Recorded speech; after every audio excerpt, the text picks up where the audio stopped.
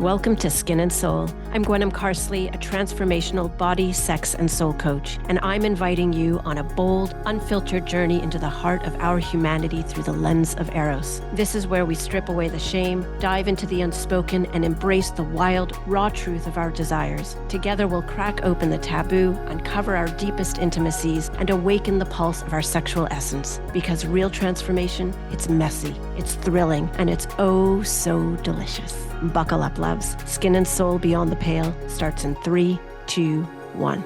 Let's go.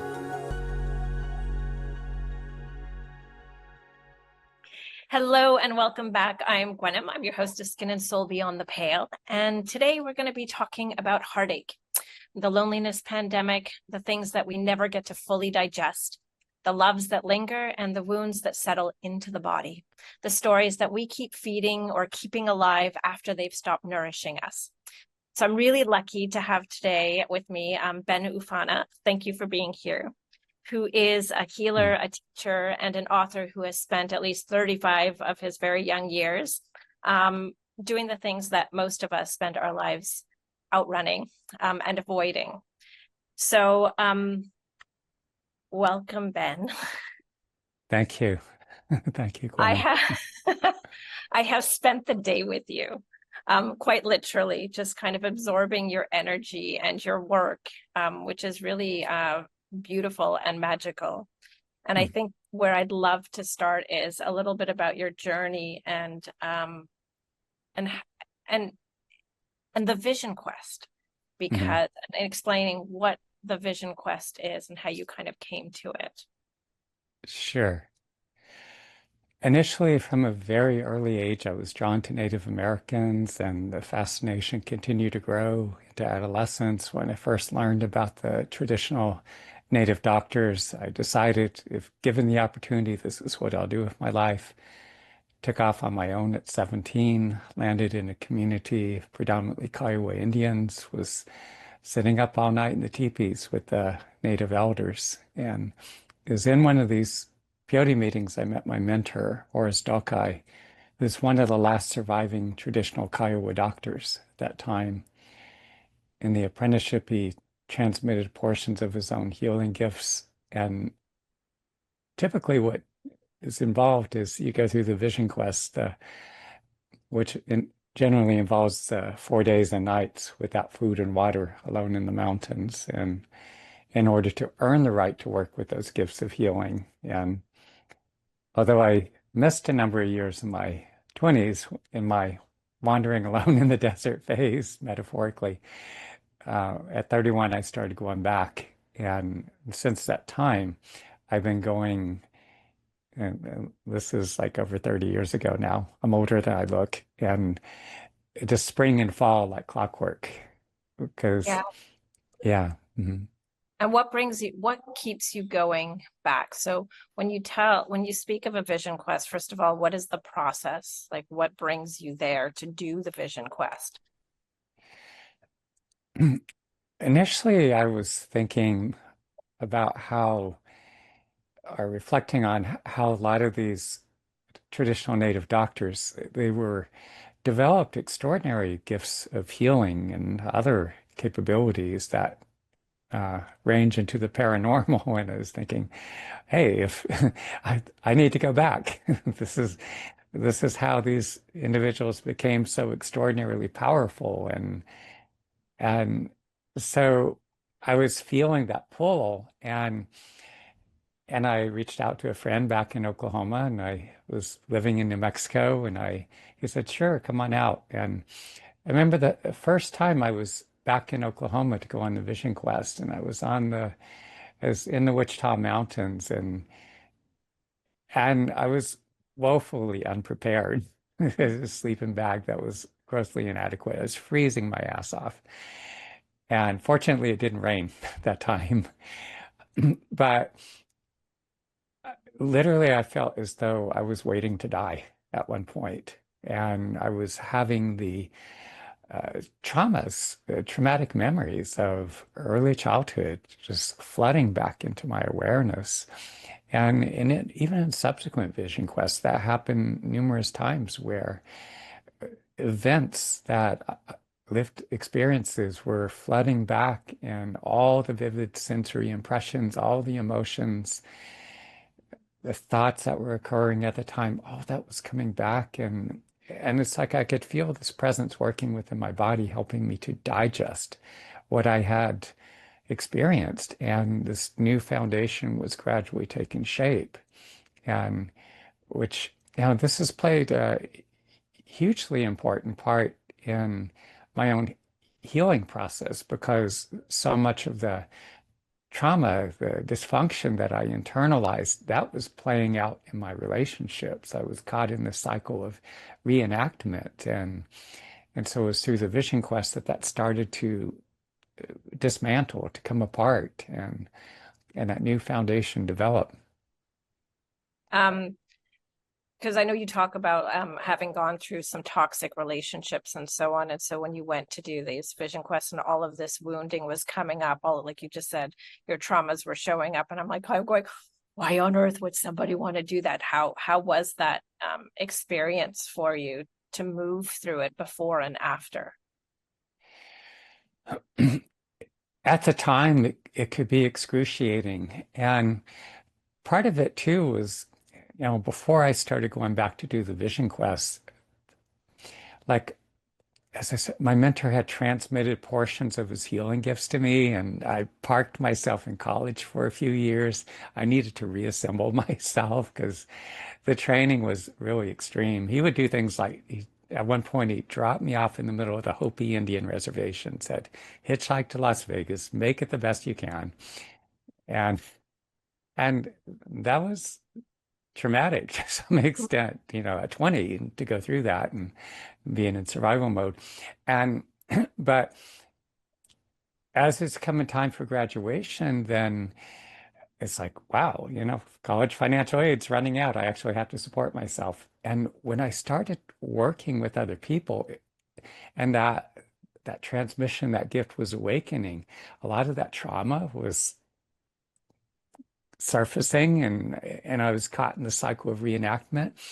And so the emotions that surfaced at that time were debilitating.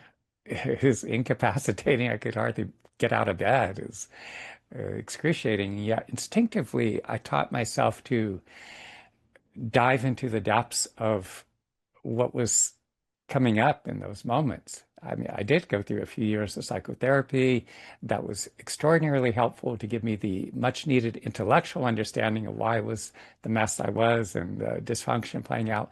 But the patterns were continuing. I continued to attract the same type of individual. The same kinds of emotions kept resurfacing. So it was by teaching myself to go into the depths of these emotions and I would sometimes breathe into the depths of what I was feeling for hours on end. But at a certain point, I could feel it breaking open and coming out of my body in waves. And as that happened, there was these powerful emanations of warmth that were beginning to emerge from within. And so it was breaking, dissolving those unhealthy attachments. And so my attachment or fixation towards someone who was um, not a good match. And there were a few that had either borderline narcissistic tendencies or even issues with alcohol and other substances. Those attachments were dissolving. But the thing is, the wounding was so deep, and that's when I really started exploring, which is what I encourage people to do in addition to working with this practice. We need to be incorporating the most effective therapeutic interventions to facilitate the healing that we cannot fully do on our own. And then again, at 31, when I started feeling that pull to go back to do the vision quest, that has been the most powerful as far as like dismantling, taking apart the this deeply ingrained patterns that we develop these, for lack of a better term, configurations. It's like the lived experiences and the emotions, the thought processes, everything just it solidifies within our bodies. And where so many people get into trouble too is the fact that the vast majority of people have never learned to work effectively with their own emotions. And so the tendency is we deny, we suppress, we distract ourselves, we do everything we can. Like, I don't want to go there. I don't want to feel that. We pull ourselves out of it. But the the wounding, the trauma, the emotions, everything resides in our body and it's hardwired. And I found it's essential to have the combination of both. Like I studied hypnosis for a few years and I kind of got distracted from that deep emotional processing I described. And I would go to the mountain and despite all that power, a lot of it was bouncing off of me because I was so armored. But then that instinctual knowing pulled me back. It's like, no, go back and do your practice.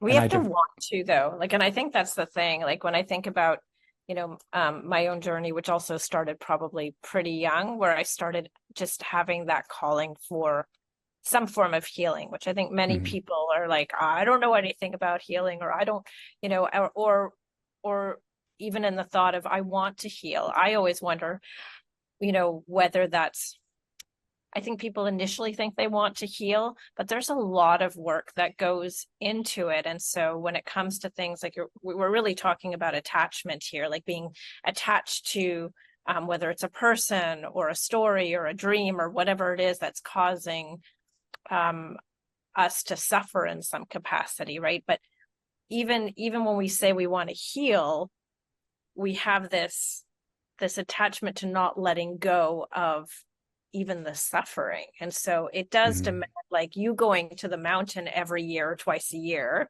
mhm, and to do the vision quest. And I think just to give people context, right? You go, you fast for 4 days, there's no water, there's no food. mhm, You're in extreme kind of conditions. I love that you were mhm. thrown to Las Vegas. Like, go on the trip, right? Part of me is like, what did you learn on that trip? Like, not I'm never coming and doing this again. Yeah, But for most people, it's like, how do I do, how do I stay in this? Because most people are like, oh my God, now I've got to be with myself. yeah. And that's so crucial because whatever we deny or suppress or disconnect from, we carry it. There's no way that you're going to get rid of it. It's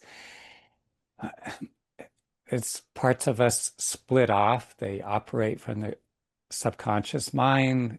Sometimes there's a deadening of parts of self that, and eventually they manifest as some kind of illness or pathology. I don't want to say everything you're carrying is going to manifest as an illness, but that often is the case.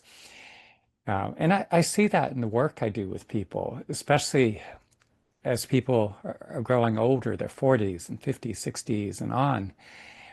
Our bodies are not quite as resilient as they were, say, when we were in our teens and 20s or even 30s. And so I'm working with people with stroke and heart disease, and all this residual is like leaking out, just rage and anger and grief and so much so. Mhm, And all of a sudden, and I do think, I look at my mom now who is 84, and I do have this theory that what we don't deal with kind of amplifies as we get older. mhm, it So does. if you haven't dealt with the rage, if you haven't dealt with the sadness, or the grief or whatever it is, that somehow it cauterizes itself, or I don't know if that's the right word, or crystallizes in our Yeah, body in a it way, does. and it cements in our personalities and shows up that way. Yeah. I find, like witnessing a multitude of people just as they get older, if they're not like dealing with their shit, that it's the impact of life itself is like just becomes solidified. And then they're like, this is just what it is, right? And it's Mhm. I'm always like, no, there is a path, but it's not an easy path. Not at all. No, no. And I wanted to ask you because I went today when I was watching around COVID, because I think COVID was one of those moments in our history where we were forced to sit with ourselves, and this deep, I think there was so much deep loneliness going on. Hmm. Uh and people having to sit with themselves. And I wonder whether people walked away from that richer, like, I have to wake up, there's something else that I need to do with my life, with myself, or whether, people have gone back and even like more hardcore have distracted themselves with, which is with distraction right now. It can be anything, AI. We're on our phones, we're at work, and I just wondering what you think about that. Let's address that and let's come back to the importance of really Yeah. facing ourselves because both Hmm. need to be. Uh, and and what I found is before COVID, I taught classes on a weekly basis, and but there was over time there was people were showing up less and less.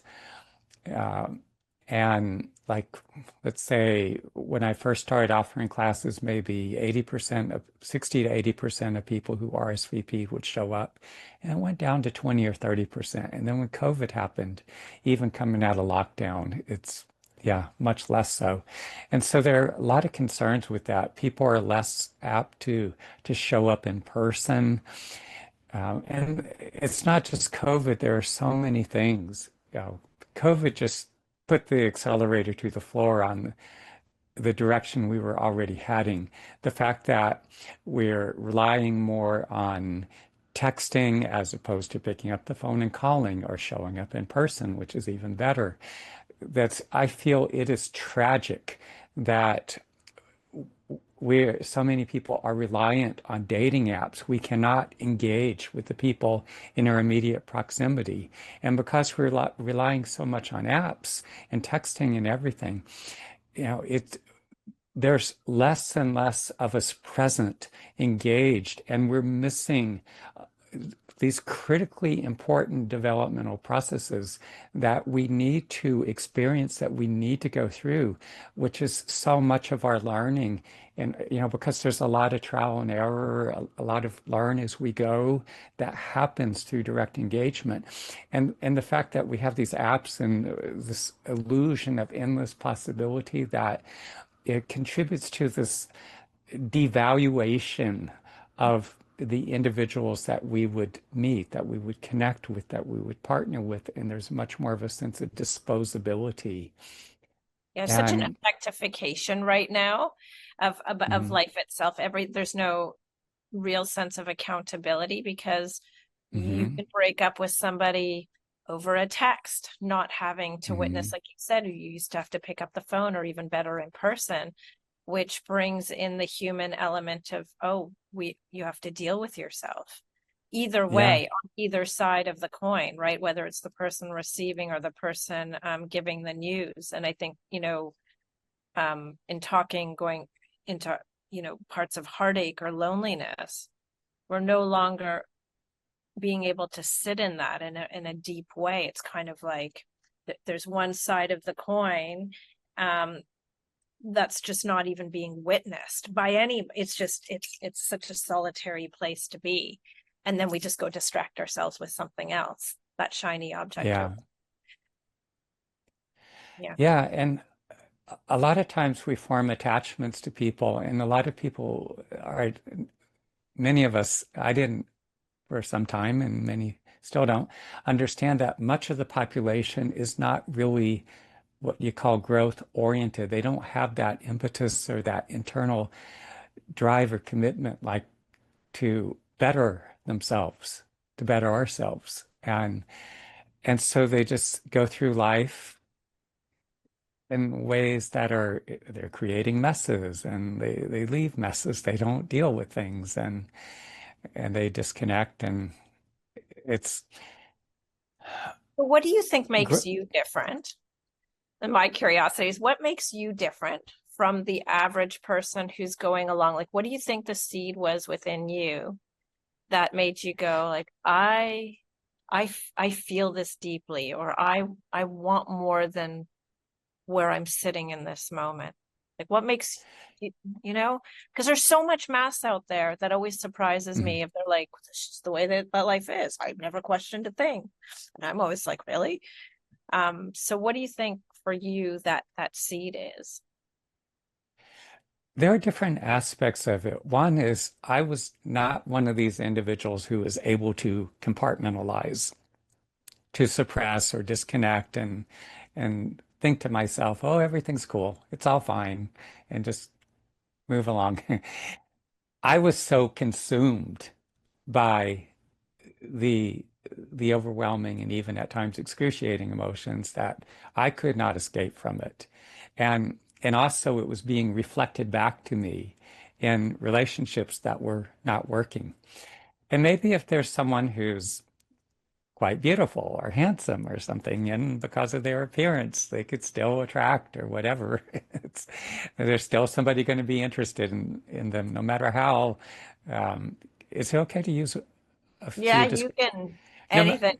no matter how fucked up they are, just Yeah. because of their beauty or handsomeness, they're still going to Mhm. attract, and there's somebody that's going to be attracted to them. It wasn't working that way for me, and so to have that continually reflected back to me, and so there was a profoundly deep desire to, well, two things. One, the pain I was experiencing was so torturous at times that okay, I got to get myself to a place where I'm no longer living like this. I mean, I cannot continue to live like this. I have to heal if I'm going to continue to exist in this body on this planet, and so I don't off myself or something. Uh, Mhm. that was, I mean, I And did you at laugh times. when you say that, but that's real, right? When the pain is that acute. Yeah, And again, I'm somebody who grew up with a mother who's very depressive, full of yeah. anxiety. And through that, I had carried a lot of, her wounding within me. So I Hmm. think I had a similar, like, just carrying a lot of emotion and wounds and grief and not knowing what it was, not knowing how to Hmm. deal with it, and then leaking it out and seeking toxic relationships Hmm. and in life. And then there's that moment where you sat down and you said, like, I don't want to live this way, right? I want Yeah. different, which to me speaks to resilience, by the way. Like, I just see you and I'm like, oh yeah, that's really resilient. Because then again, I'm in a my poor mother has no say in what I say about her here at all, bless her. But she never had that desire. She did have a desire to seek help, but ironically, like, for her it was, oh, let's take the pill, right? Like when we talk about addictions, or like, for her it was about numbing the pain. And I think part of when we talk about sitting with yourself, right, it's to get to the place where you're not numbing and you were able, Right. through this, I guess your initial vision quest, which is probably a big hurricane to you, right, big Yeah. tsunami moment, and yet you continued on that path where most people are going, doing everything not to feel, There's not to. also there's a profound shame that came with because we all have a certain amount of blindness or dysfunction, and so for me, when I would form those attachments, especially if there was like someone was unavailable or disinterested or they were really dysfunctional, is causing me evoking a lot of painful emotion, the shame, the humiliation, and so there was like seeing myself reflected back to me through those relationships, and so there's this understanding like there's work to do. And another thing too is I feel it acutely. I'm not in pain like that. Mhm. And which you can see the way I was laughing about even Yeah. the times when I had suicidal ideation like years and years ago. But but there's still like if something like if I'm seeing something reflected back to me through a relationship and it's evoking these distressing emotions, it's like, wow, there's work to do. And there's a profound desire to to be the best version of myself. And I think that's so important going into relationship too, because there's a lot of people who are just content to, in a sense, let themselves go. And I have this curiosity about people, and I just watch. And how people live their lives and how things play out. And I don't know, maybe someone like David Lee Roth, Van Halen's vocalist. I'm not a fan, uh, but you see how he just partied wildly and just, just and you look at him now, and whereas I admire like having trained with a traditional Native American doctor, a master from China, people in the Hindu Vedic lineages, and in watching these individuals, how they, through intensive daily practice, hours of intensive daily practice, continue to transform and develop themselves. And so this is what I admire. This is what I aspire to. And so that's a big part of what's kept me going through the vision quest. But I feel a sense of aliveness, and like I can feel the heaviness when I'm triggered emotionally or when I'm put in touch with something inside of me that I'm carrying. And again, there's the desire to better myself. I don't know that I have the full explanation for it because I recognize that, and I have it reflected back, or I see it all the time in the work I do with people. A lot of people come to me, they approach me as if I'm Jesus sometimes, and it's like how they're like, I want to heal. Will you help me?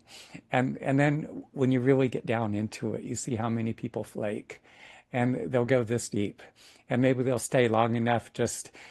Because I'm working with people who suffered heart disease and stroke and digestive disorders, colitis and Crohn's disease, and a wide range of issues, autoimmune disorders, and I see people's bodies actually healing, but we're getting down into that, all that yuckiness, that dysfunction, and but their symptoms are clearing up, but we're getting down into that stuff, and they're like, "Oh, I'm cool now. See you. Bye-bye." And maybe they surface at some point later, Well, but there's probably, digesting takes time, right? And everybody has it does. their own timeline. So, you know, going through getting to that level of healing where you start to see the body healing and then somebody Yeah, leaving, it's either getting too close, it's either like too much in terms of the overwhelm, or someone yeah. just, yeah, I'm good for now. Because not everyone is probably, I have, people in my life all the time that say, like, I don't want to be on a healing path all the time. I don't always want to be feeling like I'm getting in there. I don't always want to be in the trenches, especially when you're going through it for extended periods of time, because that requires just a certain personality, I would imagine. Personality, maybe. I think part of it too was because the worst of it hit me. I mean, there were some periods that got really bad along the way, but I had so much hitting me initially that was so difficult, so excruciating, that, and having to go through that, and there's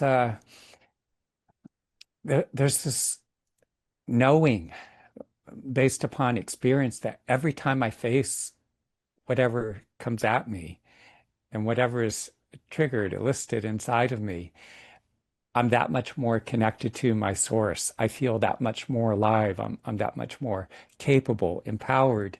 There's more clarity. The quality of my relationships improving. And so when we teach ourselves, condition ourselves to continually move toward that, which we have resisted, there's more and more of that aliveness and that connectedness to your deep inner core being and the higher power. I think the That, more you can face your demons, or the mhm, more demons that come up that you can sit and stay with, yeah, um, the more life clears up for you, so to speak. And it as those, does. like, we were talking about relationships and reflections, like, right, to me, with like somebody, if I keep showing up in relationships where the other person is quote unquote fucked up, that to me is a direct reflection of like how messed up I am. And I use these words like, loosely, but wherever we are is we're showing up in our lives to show us what we're missing, what we're Mhm. um where we need to grow, right? If I'm in a state of abandonment, right? That we have then there's a belief system within me that is allowing it somehow. Hmm. Do And you agree there with is, that? yes, and there is a lot to tolerance too. A lot of people can drink heavily and they develop this alcohol tolerance. When I was in high school, smoking weed and and you show up in class and you get to where you could smoke weed and function. I don't smoke or I don't I'm not doing any substances. I've been clean for many, many years. Never did abuse that heavily anyway, but even with our emotions, and facing what needs to be dealt with, when we set our intention and we just go in and do it, there's a warrior society among the Kiowas, Coitzinco, and they would charge into the midst of the battle, and they would stake an arrow that was attached to a sash that looped around their neck. They would stay and fight till all the enemy was killed, had retreated, or when their comrades picked up the arrow, handed it to them, and they were free to ride off. They would not retreat no matter what. And there is that courage. Native elders said that when you go on the vision quest, whatever comes, you face it, you deal with it. A friend of mine, his father did multiple tours of Vietnam, and we were talking one day, and his father, this is just used those very words, despite all the hell he was going through, face it, deal with it. And I've just built that tolerance over time, just conditioned myself. I still, and we're all going to do this. We're going to react at times. We're going to become really resistant. Uh, Well, because we also build a tolerance on the other side, right? We can build a tolerance in heartache. We can build a mhm, tolerance inside loneliness. And so mhm, much so that there's an addictive quality to staying in the heartache, to staying right. in the loneliness, to staying in the numbness, in the disconnection. So because the other is the discomfort, right, of absolutely feeling and facing it. I mean, I can imagine that many people who went through any kind of war, be it the Vietnam War or any other war, Mhm, and a lot of them came out with PTSD. So when we mhm. say like face it, right, you're talking about bodies that are holding on to so much trauma, Yeah. that can barely function, right? They can barely so teaching somebody to stay with it, Mhm. is a whole other can of worms, I would imagine, to be able to stay with that. Yeah, and there are a lot of issues around capacity. For instance, I knew nothing about it initially, and yet in my late 20s, I started having mostly women and some men, for instance, with histories of childhood sexual trauma. And I remember the first time this woman, I'm allergic to bee stings, and I had stopped by this shop to get some kind of, well, what do you have that can help me with this? Because I didn't want to do pharmaceuticals. And I told her what I did. I want to try that. And first session, she was crying profusely and she was accessing memories. She had been in psychotherapy for a decade, and there are years of memory that were completely blacked out, no access. First session, she's accessing it. And and she, like many people, have a limited what I call processing capacity, that we develop this term I use, infrastructure, that enables us to process, to digest our lived experiences and emotional responses to what we experience. And to a large extent, for many people, especially if they've suffered extensive trauma or if they've spent much of their life avoiding or distracting, it fails to develop. And so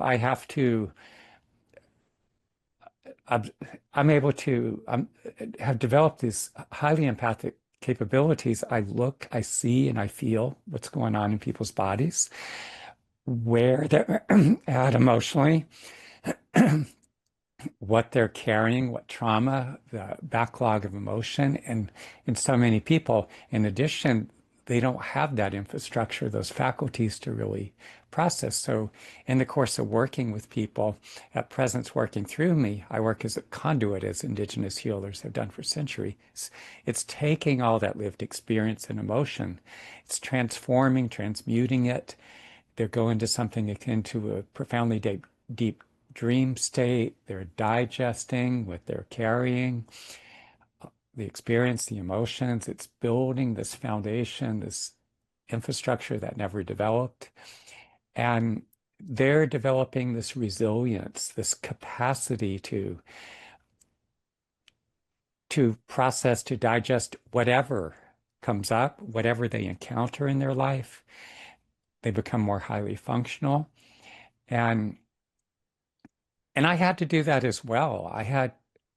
What often happens is many people, when they're starting out, there's this backlog of all this life history, all these lived experiences.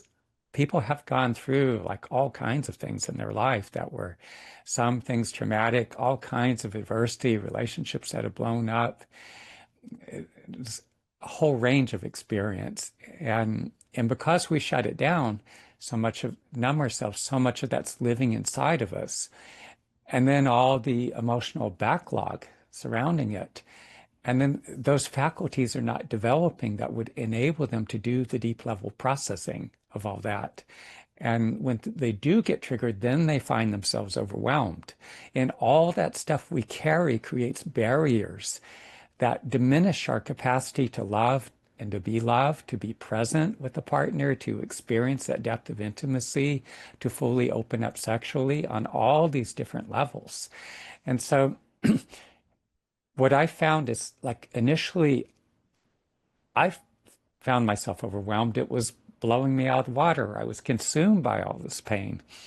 But as I kept doing the deep work, the mass of pain was decreasing over time. There was less.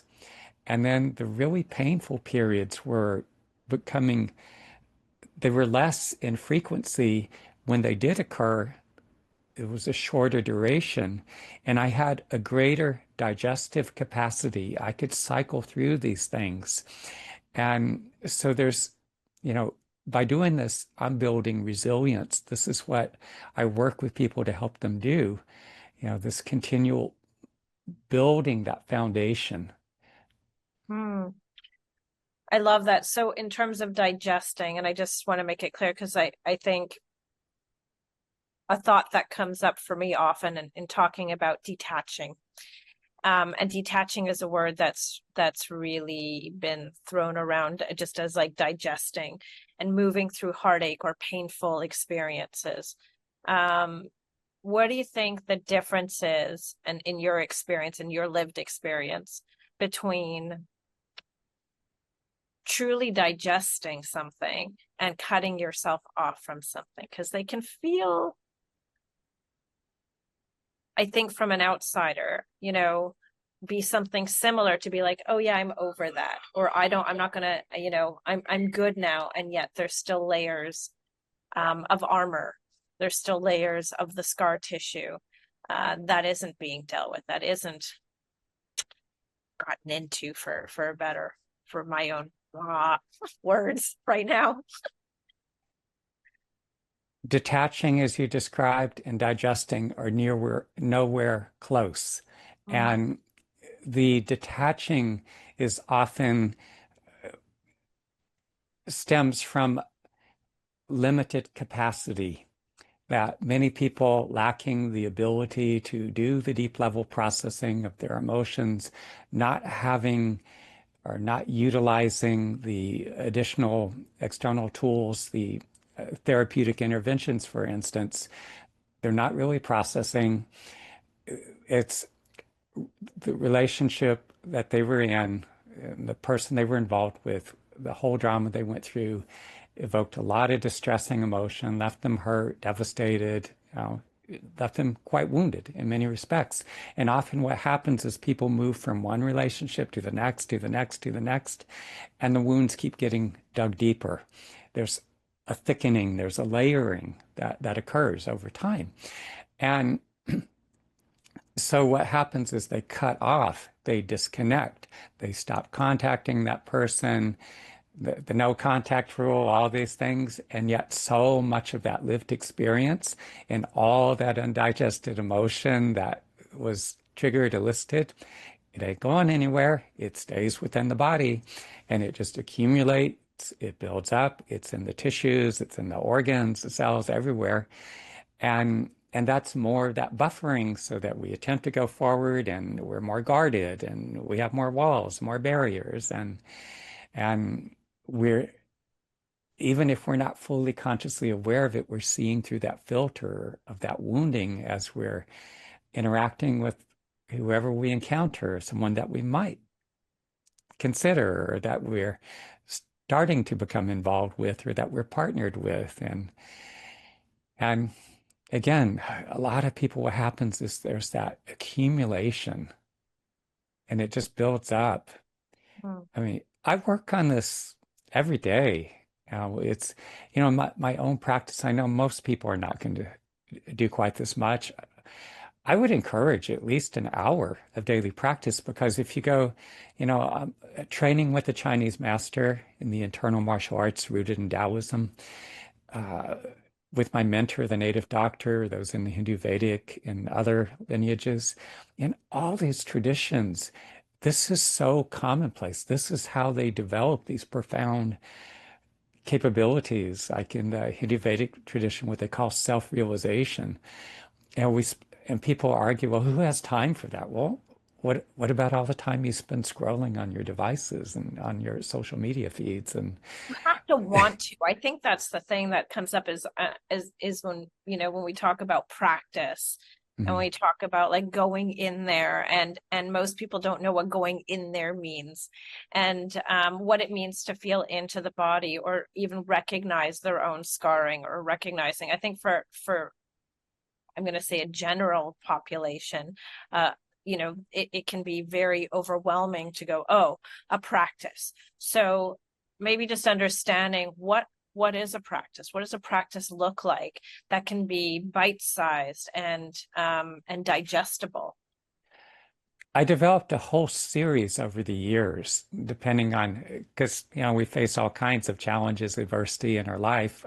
People coming to me with wide range of health-related issues and trauma and emotional wounding, whatever. But let me give the most basic practice.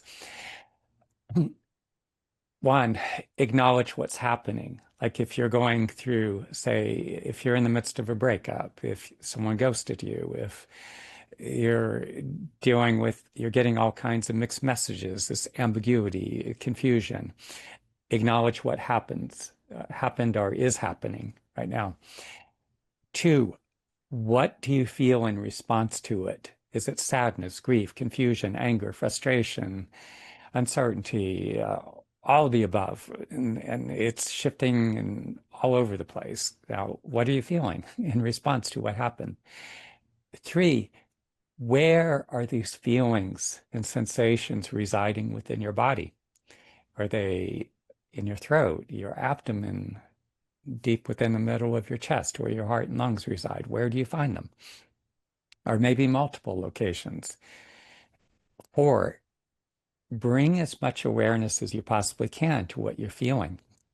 You're not observing it from a distance, you're getting inside of it.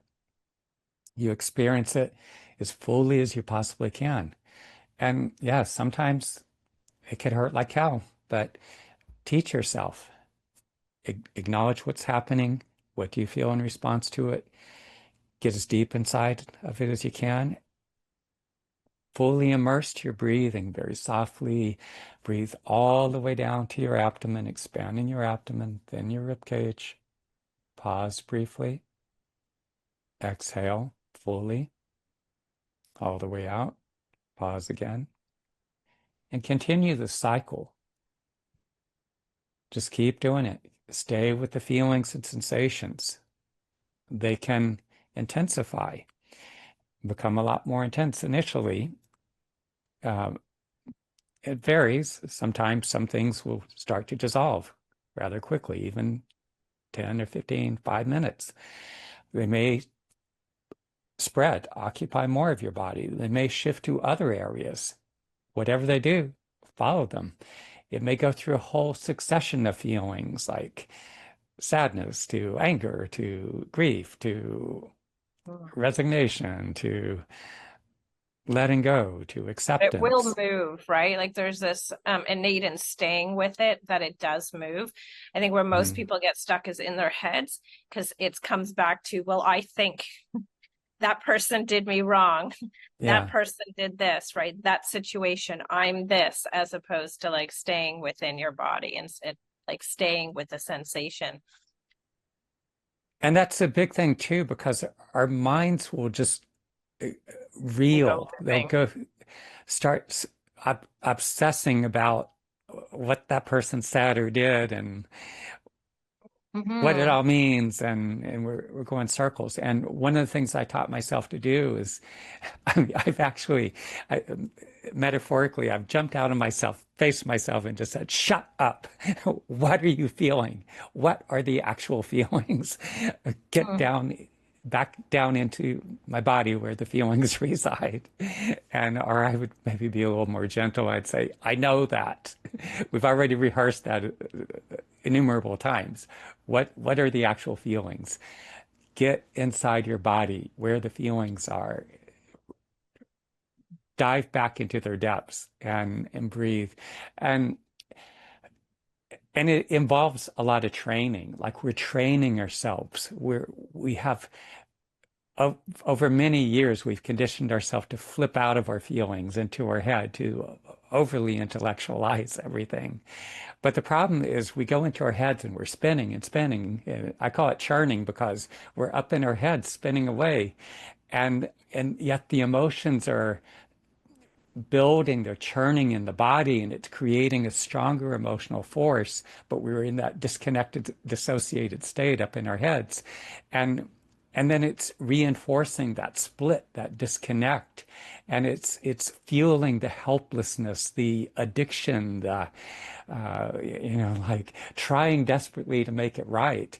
And what I found is the more that I could catch myself, bring myself from that That spiral. spiraling and get down into my body and into the feelings and be chewing up and digesting what I'm going through, then I start calming down and the crazy attachment fears start diffusing and I'm able to relax and let things flow more. And even if someone was being weird or ambiguous or whatever, it's like, okay, whatever, I'm not going to chase them. It's like Yeah, I was gonna say, you what does love mean to you now? Before we transition into our final questions, I'm just gonna ask you, like, what does love mean to you now after all of this work for God, yourself? love to me is just the closeness, someone just being present with me, that Hmm. there's because I've experienced much of my life where there was when you carry so much wounding, so much trauma, and you go through a lot of your life and there's a lot of disconnect or mismatch and connection just wasn't happening and then when you start healing this wounding, as I said, I'm using my lived experience, what it's reflecting to me, and digesting my emotional response to it all. And then gradually, as this healing transformation is occurring, then I'm experiencing greater depth of intimacy than I ever did before. And so as that's happening, I'm feeling that this individual being present with me, this person I'm connected with, that I'm partnering with, how much more connected I am to them. And just that feeling of intimacy or connection. I mean, it's one thing to hook up with someone. You could go on Tinder and you could go out and bang somebody tonight, but Hmm. that's not necessarily connection. I mean, it's physical intimacy, but when you have that that deep emotional bond, and you feel it touching you deeply. Mm. And so, Yeah, and I think it's in when the channels get clear, mhm. then it opens up for love to flow more freely, to have that presence, that connection, that intimacy, to And have more continuity. yeah. Yeah, continuity, and it increases that there's less of the crazy dysfunctional, like you're more likely to, what I find is more of the kind of individual who has the capacity to sustain intimacy. They have a greater capacity, which is reflecting back the changes that I've experienced within myself. Thank you. Okay, I'm just gonna shift us. I've got my 10 questions to ask you before we go. We're gonna Okay. try to do it within, I don't know, whatever, 7 minutes. Um, Tell me, what is one truth your body has always known that your mind took years to catch up to? I just have to, instead of spiraling in my head, it's like I need to get down into my body and digest what I'm carrying, and then the clarity comes from it. And we need both the intellectual understanding and the emotional. But until I do the deep level processing and digestion, I'm not going to gain that deeper insight. I have to do the digestion first. Thank you. What is the most intimate moment you've ever had that had nothing to do with sex? Wow. Um, there are a few individuals that I've just spending time with them, that and where I just have felt this profound closeness. And so there are a few people, and then also just I really bond with animals, and I've had numerous experiences with dogs that I've had, even stray dogs, and just other animals I've encountered along the way that just have really touched me. And I think as you do more and more of this work, animals sense it and they feel drawn to you. And I like that there's a way that their animals are not armored like people are. No. Yeah. Yeah. I had Eh, mine found here. He's gone now, right now. yeah. But yes, thank you. If you could be remembered for one sensation you gave someone, what would it be? I think it would be more that sense of embodiment, that sense of well-being, and especially that sense of a deep, intimate bond, of feeling deeply bonded to me. Thank you. If pleasure were a language, what would your first word be? Ooh. Ooh, I like it. Yeah. If your erotic life had a title like a novel or a film, what would it be called? Hmm. Um, I'm not sure, to be honest. Wow.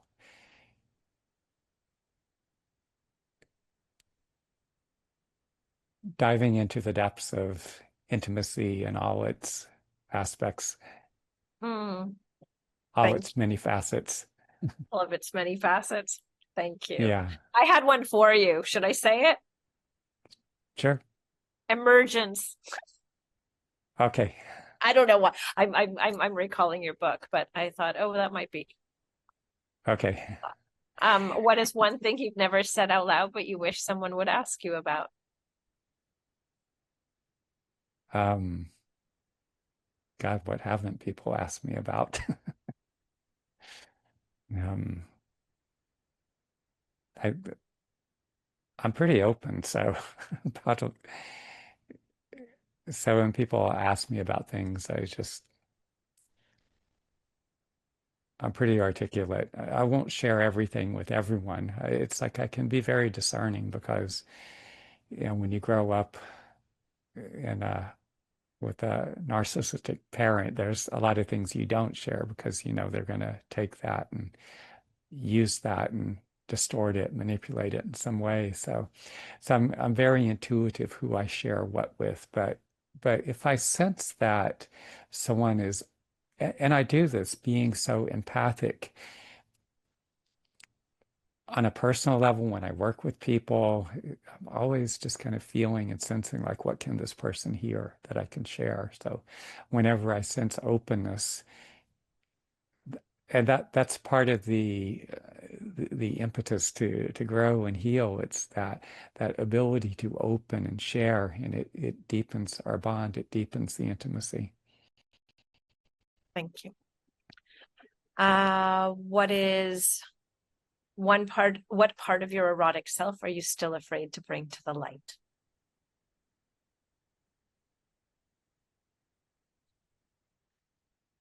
I'm just thinking for a minute. You know, there are parts I don't just let come out with whoever, wherever, obviously. You know, it's there are a lot of times where, I mean, because I travel, I move around and um, still spending time in New York City. I'm gradually working myself out of here. I stayed here in order to train with this master from China.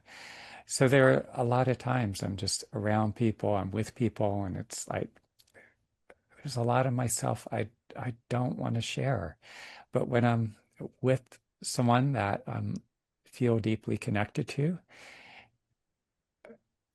I don't have any sense of holding back. It's like just I feel more and more comfortable. I mean, maybe some of it is maybe if I sense they're not ready or capable, you know, just there's a patience to, okay, it's not quite there yet, so I'll give her time and if she catches up here, then I will allow more of these parts of me to come out. But I don't feel a sense of holding back as long as there's that we're matching on that level. Thank you. What dies in you when you pretend, and what comes alive in you when you don't?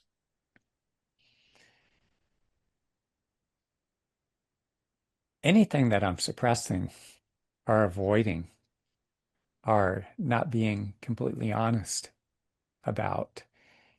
And I feel that I have a very acute sense of where something's getting twisted up or constricting or contracting or deadening in some way. And it's like, ooh, yeah, it's like I hate that feeling. And so whenever I do feel that, it's like, how can I articulate that? I do think, though, I mean, there are incidents. Um, there's an incident on the subway some years ago where someone pushed me from behind, and and yet there were three of them, and it's like, okay, there are some things I would like to say, but I don't want to go up against these three who are actually pretty well developed, and I don't think I'm going to come out that well in this. So I held back in that instance.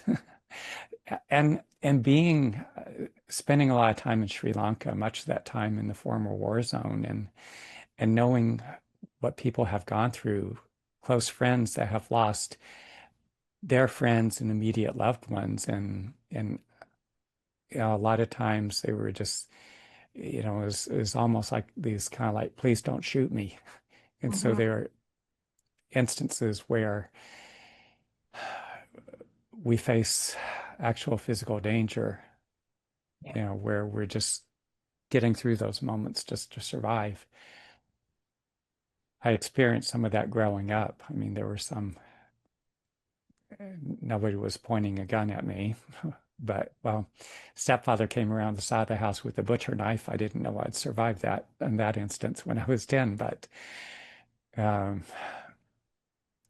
yeah, I always look for those areas where I contract, and as much as I can, it's like, how can I show up more fully in this moment? Love What that. can I? Yeah, Thank you. sure. Okay. Finish this sentence. When I leave this life, I want my skin to remember.